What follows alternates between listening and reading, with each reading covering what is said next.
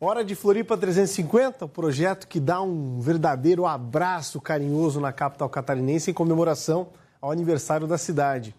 E olha quem vem ao vivo com a gente, Paulo Miller. Tema importante hoje, hein, Paulinho? Importantíssimo, viu, Polito? Até porque nós estamos falando de um tema que a gente trabalhou muito no passado aqui, os moradores trabalharam muito.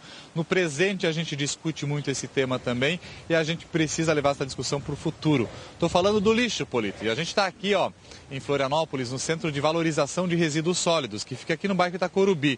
Esse espaço que o Ari está mostrando para a gente, aqui no Itacorubi, gente, no passado isso aqui, ó, era um lixão, era o lixo de Florianópolis que era enterrado todo aqui numa área nobre da capital catarinense. Claro que com o passar do tempo, esse espaço aqui, ele foi desativado, né? Então o lixão não existe mais aqui, né?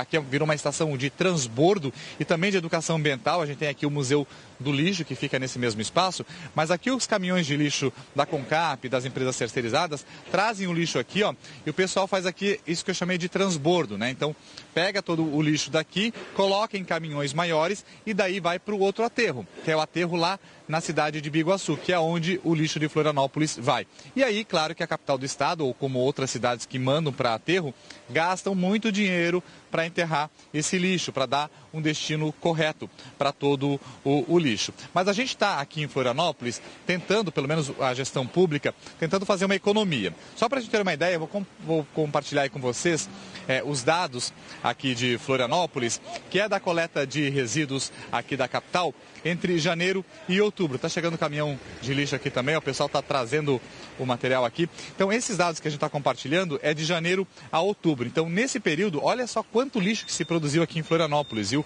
Mais de 202 mil toneladas. Desse total ali, 162 mil toneladas são rejeitos que foram coletados.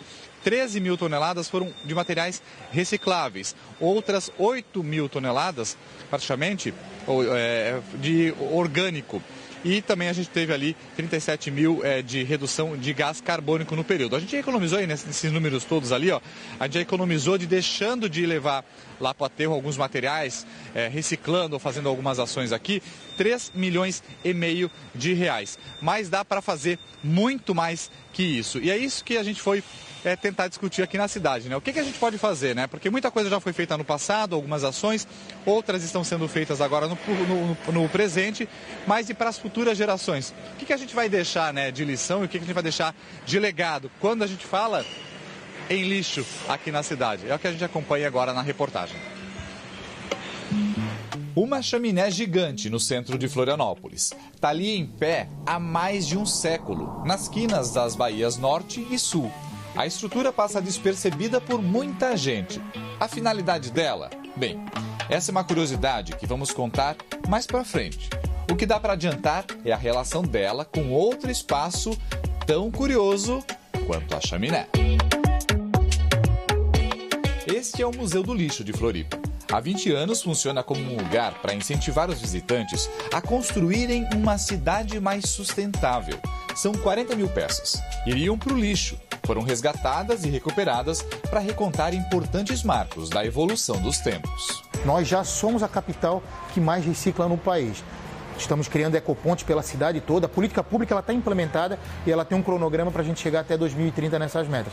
Educação é um meio encontrado pelos gestores municipais para tornar Florianópolis uma capital lixo zero. E a gente quer implementar cada vez mais do cidadão que, mesmo não tendo uma coleta dividida na sua área, ele utilizar o ecoponto como base para isso acontecer. Todo mundo vai trabalhar, todo mundo passa perto de um ecoponto e dá para fazer o trabalho também levando até um ecoponto. Minhoca na Cabeça, um projeto do presente para ficar de legado para novas gerações. O município está distribuindo, desde 2018, kits para reciclagem doméstica do resíduo orgânico, usando minhocas californianas. Quase 1.500 conjuntos foram entregues. Por ano, 400 toneladas do que seria lixo deixa de ir para o aterro sanitário e se transforma em adubo e biofertilizante. Na casa do Mário, essa ideia passou a ser rotina. Não dá cheiro, isso é importante. É um adubo maravilhoso. O kit não é entregue de qualquer jeito. Na tampa da caixa tem tudo certinho, o que pode ou não colocar para as minhocas. Mas antes de levar para casa, tem uma oficina para aprender a usar e aproveitar melhor este sistema de reciclagem. Então você vai ter ali as orientações do que colocar, o que as minhocas californianas se alimentam, né? Quantas vezes por dia você vai colocar esse alimento, as intempéries você tem que cuidar também. Então vai estar dentro desse arcabouço da teoria e a prática também, como manusear, o manejo. Pode dar certo, pode não dar certo. O importante é não desistir do sistema do vermicompostagem. Separar o lixo que a gente produz é o primeiro passo desse processo. Aqui em Florianópolis isso dá para fazer, até porque tem coleta seletiva e também tem os chamados PEVs, que são os pontos de entrega voluntária desses materiais. Então dá para você vir, como aqui no Itacurubi, onde a gente está, entregar papelão, papel, plástico, metal e separar de forma organizada. Mas para um futuro mais sustentável e uma cidade livre de lixo, a gente precisa pensar além e mudar uma parte que é muito mais difícil, chamada cultura e comportamento de consumo, os famosos hábitos de consumo. Será que a gente precisa realmente comprar tudo aquilo que a gente usa no dia a dia? Será que a gente não tem maneiras diferentes de trabalhar no nosso dia a dia, em casa, com algum outro tipo de material? Consumir de forma consciente e com hábitos sustentáveis. Filosofia implantada pela Nicole dentro de casa. Na cozinha, a tradicional esponja amarela e verde deu lugar a uma feita com rede de pesca, que já não servia mais para os pescadores. Ela também recicla os resíduos orgânicos. Toda a família trabalha junto para ter uma casa lixo zero, ou pelo menos com quase nada de lixo.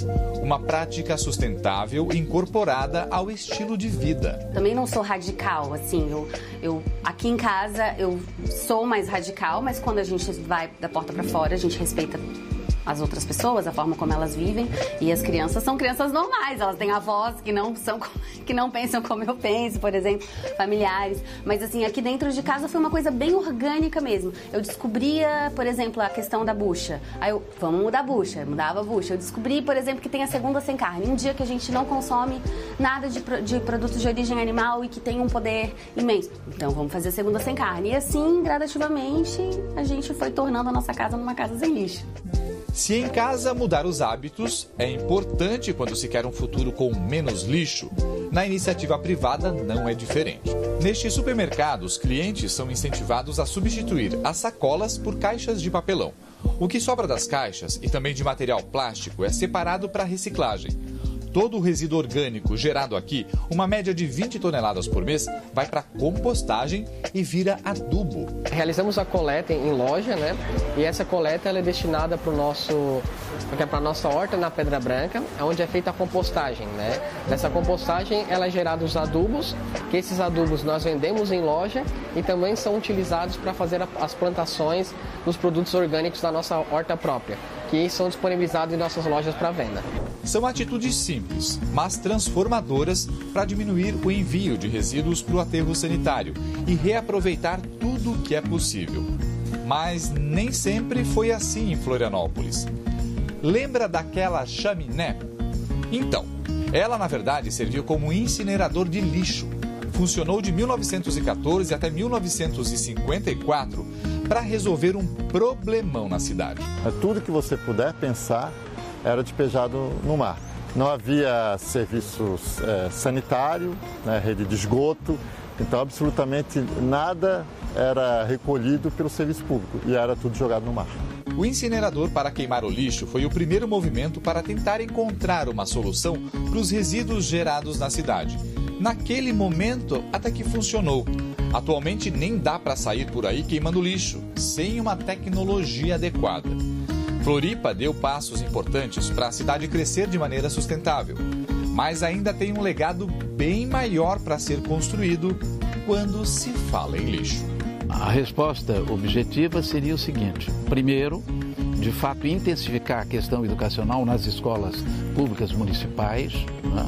Sobretudo para que as crianças, digamos assim, já venham com essa cultura de reciclagem, de economia circular, de lixo zero, mas por outro lado também nós temos que ter algumas políticas públicas de obrigação, que de fato ainda carecem de serem implementadas.